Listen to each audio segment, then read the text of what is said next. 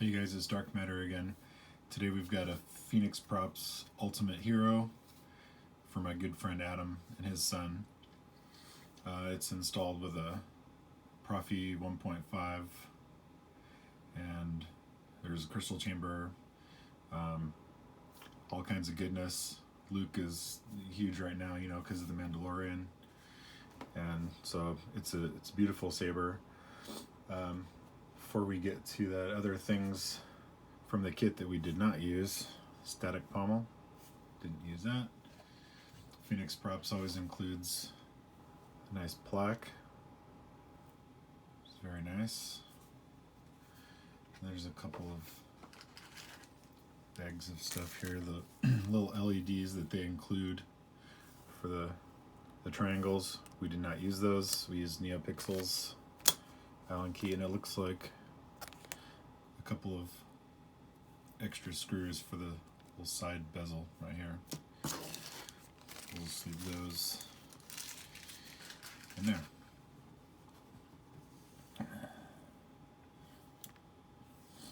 So it's a good looking kit.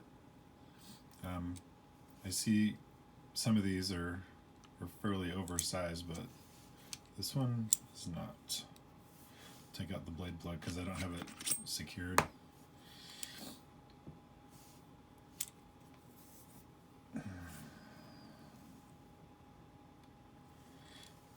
It was kind of a bear to install just because the chassis, while it was designed for this saber, didn't fit in every aspect right away. To access, alright, don't fall over on me now. To access that, you can just unscrew the whole grenade section, take it off. It does reveal a simple crystal chamber.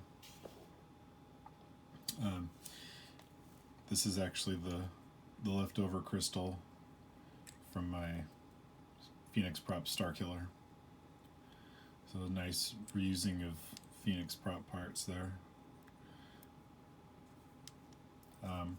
One cool thing about this chassis though is there's a screw. It's actually one of these screws, long, and it goes all the way down the middle of the control box, through the body, and into the chassis. And it sits in there pretty deep. Holds the whole thing in there, which is pretty clever. I like that. So you don't have to worry about a set screw on the outside or anything. The clamp card is really tight in the rails. I'll show you here in a second.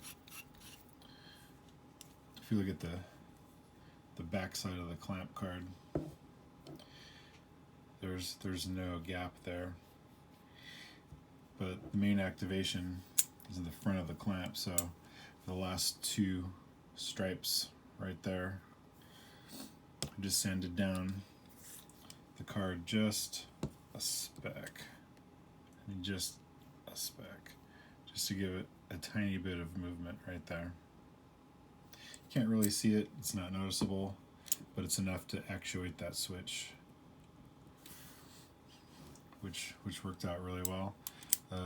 The auxiliary is right there, and then to access everything,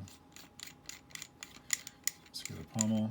It does have a removable speaker pod, the stock connector, works good. And then there you have access to everything: board, recharge, speaker, the kill switch, which is it's a pain to do control box sabers, where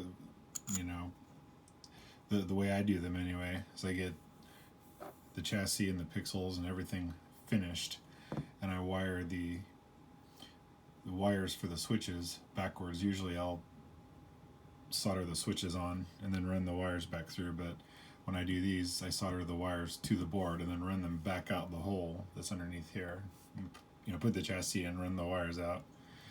and then have the wires popping out of the box here. And then I just install the switches, and there's 2 neopixels behind these as well. Those other little ones were just not very bright. Of course, we're not going to hear a boot because the speaker pod's not in. This is running, there's only one preset on this Saber right now, and it was just mainly for testing, but it's running FET 263's blinky patterns and main blade preset.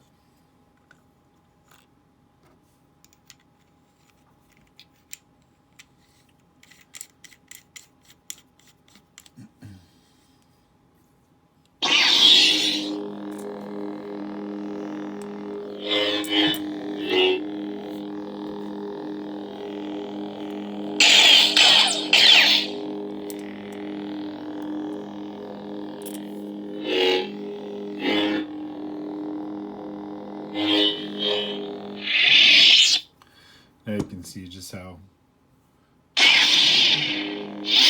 easy that actuates right there in front. I don't know why I bothered to bring that up again. I like how that turned out. Usually I'm not a fan of clamp activations, but this one works really nice. As per usual with a thin neck Saber, we decided not to go with the stock connector, just a normal. But it's designed for a recessed blade, and I do not have one. So, but I do have just my Cardi test blade, so I can make the connection and light the blade up. It won't slip all the way over that piece.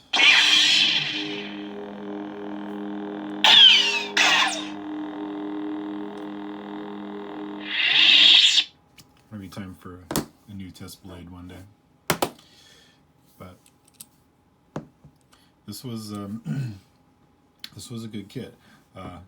The blade side connector that makes contact up here, I actually put there's an O-ring behind it, so when the other chassis piece stops about here with the pins, the pogo pins, the blade connector here has an O-ring behind it, so it can compress slightly. I don't like to smash parts together, so as they go in, they just kind of meet and compress just slightly.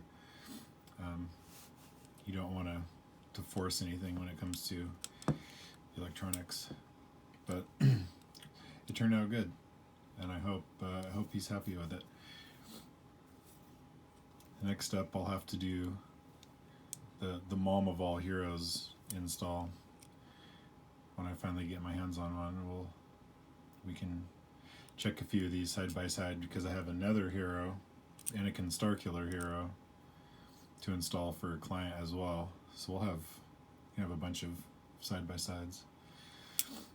But yeah, it's a good Saber. Phoenix props for the win. They really do make quality stuff. One more time. There's